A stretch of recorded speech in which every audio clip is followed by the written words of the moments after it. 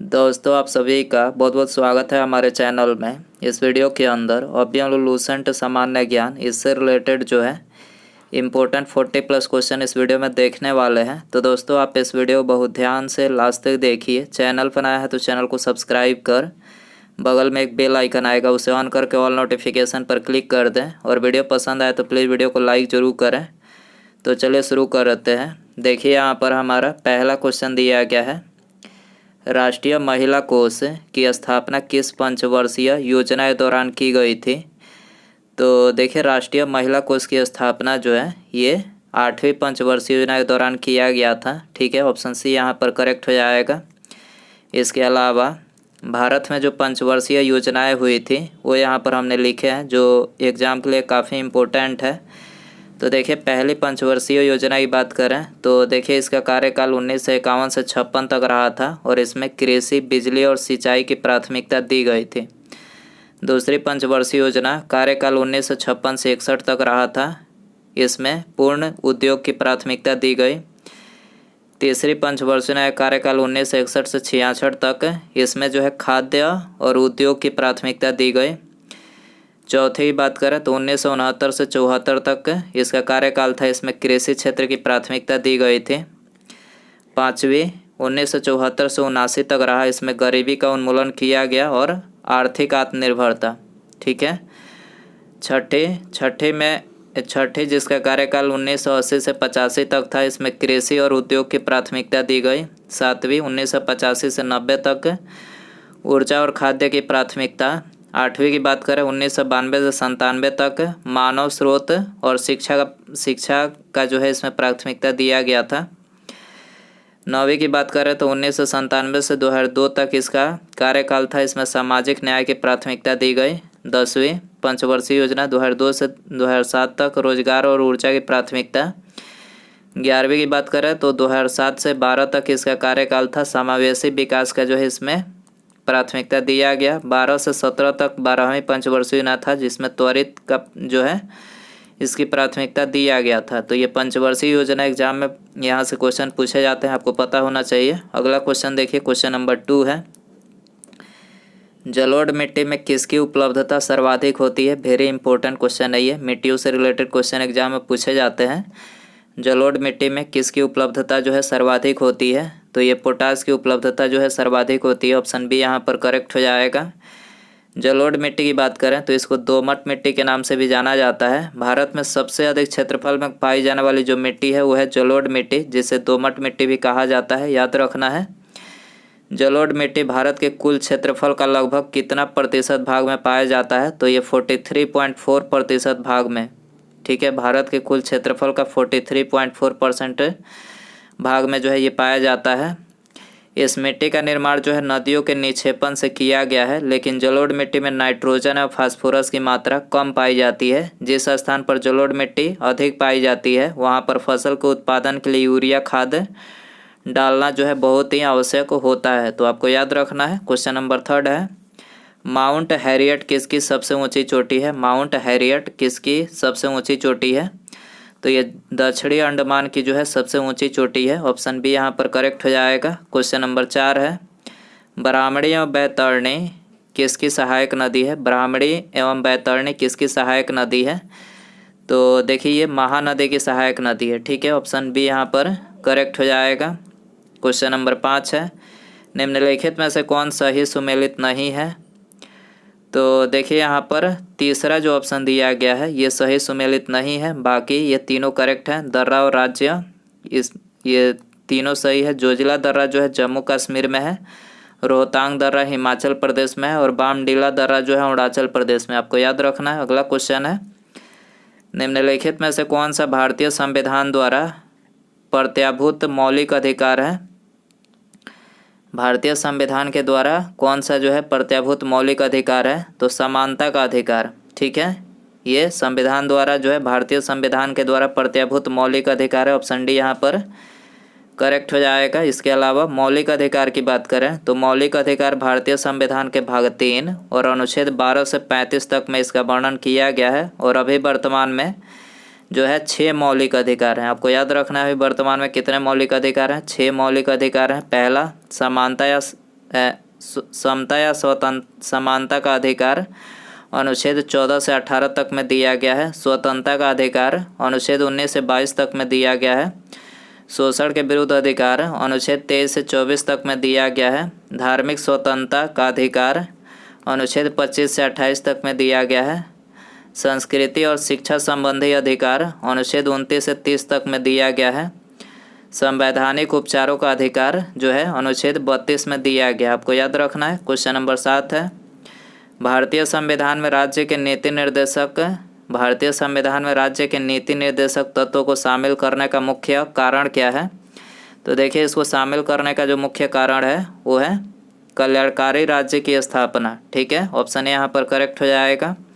इसके अलावा राज्य के नीति निर्देशक तत्वों की बात करें तो ये भारतीय संविधान के भाग 4 और अनुच्छेद 36 से 51 तक में जो है इसका वर्णन किया गया है। क्वेश्चन नंबर 8 देखते हैं, निम्नलिखित में से कौन सी समिति संसद की अस्थायी समिति नहीं है? कौन सी समिति संसद की अस्थायी समिति नहीं है? तो करेक्ट आंसर ऑप्शन डी हो जाएगा। वित्त मंत्रालय की परामर्शदात्री समिति जो है ये संसद की अस्थायी समिति नहीं है।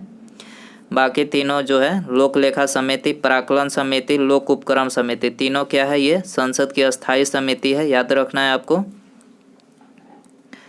राष्ट्रीय वनीकरण और पारिस्थितिकी विकास बोर्ड की स्थापना भारत सरकार द्वारा कब की गई थी?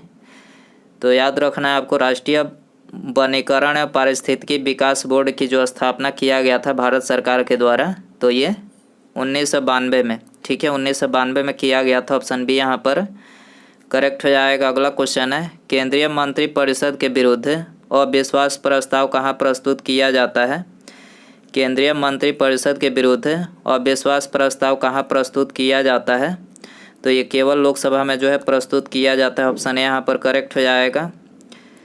नदी का प्रदूषण मापा जाता है, नदी का प्रदूषण मापा जाता है तो ये जल में घुली ऑक्सीजन की मात्रा से, जल में घुली ऑक्सीजन की मात्रा से जो है नदी का प्रदूषण मापा जाता है। ऑप्शन डी यहाँ पर करेक्ट हो जाएगा। शुक्ला फांटा वन्य जीव अभ्यारण्य कहाँ स्थित है? शुक्ला फांटा वन्य जीव अभ्यारण्य कहाँ स्थित है? तो ये नेपाल में स्थित है। ऑप्शन बी करेक्ट हो जाएगा।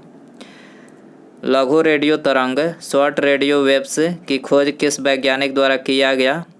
तो देखिए, इसकी खोज जो है ये हेनरिक हर्ट्ज के द्वारा किया गया था। ठीक है, लघु रेडियो तरंग याद रखना है। ऑप्शन ए करेक्ट हो जाएगा।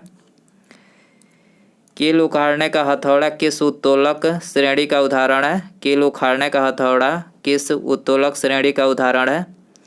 तो देखिए, ये प्रथम उत्तोलक श्रेणी का उदाहरण है। ऑप्शन यहाँ पर करेक्ट हो जाएगा। निम्नलिखित में से कौन सी युक्ति यांत्रिक ऊर्जा को विद्युत ऊर्जा में रूपांतरण करता है? कौन सी युक्ति यांत्रिक ऊर्जा को विद्युत ऊर्जा में रूपांतरण करता है? तो इनमें से सभी ये जो है यांत्रिक ऊर्जा को विद्युत ऊर्जा में रूपांतरण करता है। डायनेमो, टरबाइन, पवन चक्की, तीनों जो है ये युक्ति जो है यांत्रिक ऊर्जा को विद्युत ऊर्जा में रूपांतरित करता है। ऑप्शन डी यहाँ पर करेक्ट हो जाएगा। अगला क्वेश्चन है, द्रव के तापमान में वृद्धि करने पर उसके श्यानता पर क्या प्रभाव पड़ता है? द्रव के तापमान में वृद्धि करने पर उसके श्यानता पर क्या प्रभाव पड़ता है? तो देखिए, उसकी श्यानता जो है घटता है। ठीक है, तो ऑप्शन बी करेक्ट हो जाएगा। निम्नलिखित में से कौन सा तत्व विद्युत धारा का चालक है? कौन सा तत्व विद्युत धारा का चालक है? ऑप्शन बी करेक्ट हो जाएगा। सिल्वर जो है ये विद्युत धारा का चालक है। बी आंसर हो जाएगा। दोस्तों, यदि आपको वीडियो पसंद आ रहा है तो प्लीज़ वीडियो को लाइक जरूर करें, अपने दोस्तों में शेयर कर सकते हैं। चैनल पर नया है तो चैनल को सब्सक्राइब करके बेल आइकन प्रेस करें। अगला क्वेश्चन देखते हैं, प्रकाश संश्लेषण के दौरान ऑक्सीजन किस कारण विमोचित होता है? प्रकाश संश्लेषण के दौरान ऑक्सीजन किस कारण विमोचित होता है? तो देखिए, ये जल का प्रकाश अपघटन के कारण, जल का प्रकाश अपघटन के कारण जो है ये प्रकाश संश्लेषण के दौरान ऑक्सीजन जो है विमोचित होता है। ऑप्शन बी यहाँ पर करेक्ट हो जाएगा। अगला क्वेश्चन है, भगत सिंह को फांसी की सज़ा सुनाने वाला न्यायाधीश था? भगत सिंह को फांसी की सज़ा सुनाने वाला न्यायाधीश का नाम क्या था? ये बताना है आपको। जेसी हिल्टन था। याद रखना है, जेसी हिल्टन। ऑप्शन ए करेक्ट हो जाएगा। अगला क्वेश्चन है, राष्ट्र की संपदा में निम्नलिखित में से किसको शामिल नहीं किया जाता है? राष्ट्र की संपदा में किसको शामिल नहीं किया जाता है?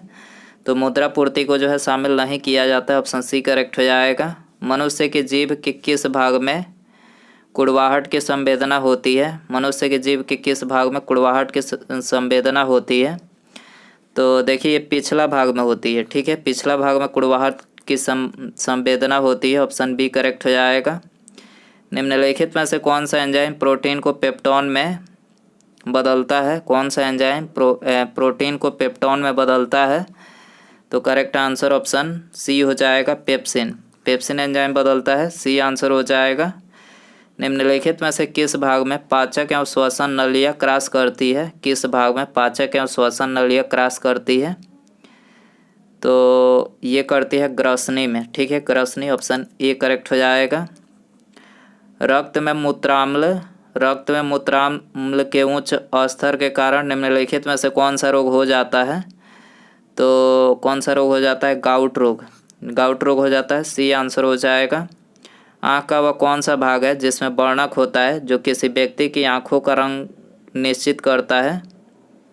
कौन सा वर्णक मौजूद होता है किसी व्यक्ति की आँखों का रंग जो है निश्चित करता है? तो करेक्ट आंसर सी हो जाएगा, आइरिस। आइरिस का ये कार्य होता है, याद रखना है। अगला क्वेश्चन है, गोलकृमि एक मानव परजीवी है। गोलकृमि एक मानव परजीवी है जो निम्न में से किस में पाया जाता है? तो गोलकृमि जो है क्षुद्रांत्र में पाया जाता है, क्षुद्रांत्र। ठीक है, ऑप्शन ए करेक्ट हो जाएगा। जल में आर्सेनिक की मात्रा में वृद्धि से कौन सा रोग होता है? जल में आर्सेनिक की मात्रा में वृद्धि से कौन सा रोग होता है? तो ये ब्लैक फुट रोग होता है, black foot, option B correct हो जाएगा। अगला क्वेश्चन है, केंद्रीय प्रदूषण नियंत्रण बोर्ड का मुख्यालय कहाँ है? केंद्रीय प्रदूषण नियंत्रण बोर्ड का मुख्यालय कहाँ है? तो ये नई दिल्ली में है, ऑप्शन ए करेक्ट हो जाएगा। अगला क्वेश्चन है, सनकादी संप्रदाय से संबंधित संत कौन है? सनकादी संप्रदाय से संबंधित संत कौन है? तो देखिए निम्बकाचार्य है, निम्बकाचार्य, ऑप्शन ए यहाँ पर करेक्ट हो जाएगा। अगला क्वेश्चन है, सर्वप्रथम दिल्ली के अमीरों का दमन करने वाला सल्तनतकालीन शासक कौन था? सर्वप्रथम दिल्ली के अमीरों का दमन करने वाला सल्तनतकालीन शासक कौन था? तो ये था इल्तुतमिश। ठीक है, याद रखना इल्तुतमिश था, बी आंसर हो जाएगा। अशोक के किस शिलालेख में धम्म यानी धर्म की व्याख्या की गई है? किस शिलालेख में किया गया है? 11वां शिलालेख। ठीक है, डी आंसर हो जाएगा। रेशम बनाने की तकनीक का विकास सर्वप्रथम किस देश में हुआ? रेशम बनाने की तकनीक का विकास सबसे पहले किस देश में हुआ? तो ये चाइना में हुआ था, ऑप्शन बी यहाँ पर करेक्ट हो जाएगा। अगला क्वेश्चन है, सविनय अवज्ञा आंदोलन के दौरान सरोजिनी नायडू ने कहाँ पर नमक डिपो पर धावा बोलने के लिए सत्याग्रहियों का नेतृत्व किया? कहाँ पर किया था सरोजिनी नायडू ने? धरसाना में। ठीक है, धरसाना में किया था, ऑप्शन बी करेक्ट हो जाएगा। 1857 की क्रांति तथा संबंधित स्थान। ठीक है, क्रांतिकारी और स्थान यहाँ पर लिखा गया है। लियाकत अली कहाँ से थे? तो देखिए लियाकत अली जो थे इलाहाबाद से। लियाकत अली इलाहाबाद, खान बहादुर खां बरेली से, खान बहादुर खां बरेली से, अजीमुल्ला फतेहपुर से, बेगम हजरत महल लखनऊ से। याद रखना है आपको। 1872 ईस्वी में नेटिव मैरिज एक्ट को पारित कराने में महत्वपूर्ण भूमिका किसने निभाई थी? 1872 में नेटिव मैरिज एक्ट को पारित कराने में महत्वपूर्ण भूमिका किसने निभाई थी? तो महत्वपूर्ण भूमिका जो है केशव चंद्र सेन ने निभाई थी, ऑप्शन ए यहाँ पर करेक्ट हो जाएगा। अगला क्वेश्चन है, निम्नलिखित में से कौन सी घटना सबसे पहले हुआ था? तो देखिए इन चारों में बताना है कौन सा घटना सबसे रॉलेट एक्ट सबसे पहले हुआ था। ठीक है, 8 मार्च 1919 को रॉलेट एक्ट हुआ था, याद रखना है आपको। भारत के संविधान सभा का गठन किसके प्रस्ताव पर किया गया? भारत के संविधान सभा का जो गठन किया किसके प्रस्ताव पर किया गया? तो ये कैबिनेट मिशन, याद रखना है आपको, कैबिनेट मिशन के प्रस्ताव पर किया गया था, ऑप्शन बी करेक्ट हो जाएगा।